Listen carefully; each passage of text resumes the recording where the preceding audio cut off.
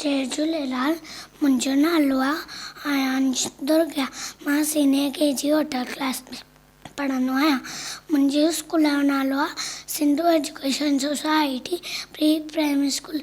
मां हिकु बैग ठाहींदासीं। चंदा मामा हेठि लही आ, तारनि खे बि साण वठी।